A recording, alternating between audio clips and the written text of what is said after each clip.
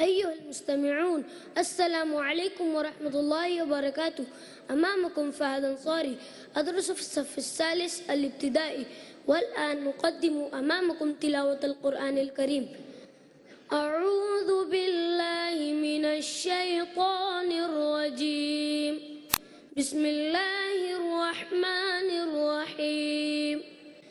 تبارك الذي بيده الملك وهو على كل شيء قدير، الذي خلق الموت والحياة ليبلوكم أيكم أحسن عملا وهو العزيز الغفور، الذي خلق 7 سماوات طباقا ما ترى في خلق الرحمن من تفاوت فارجع البصر هل ترى من فطور ثم ارجع البصر كرتين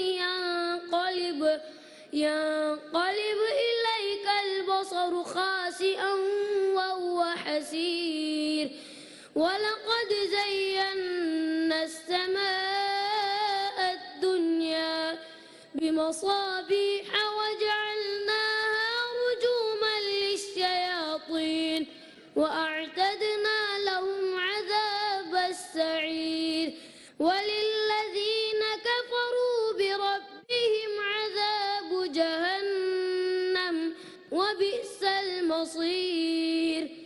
إذا ألقوا فيها سمعوا لها شهيقا وهي تفور تكاد تميز من الغيظ، كلما ألقي فيها فوج سألهم خزنتها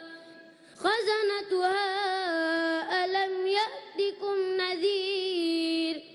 قالوا بلى قد جاءنا نذير فكذبنا وقلنا ما نزل الله من شيء إن أنتم إلا في ضلال كبير. وقالوا لو كنا نسمع أو نعقل ما كنا في أصحاب السعير. صدق الله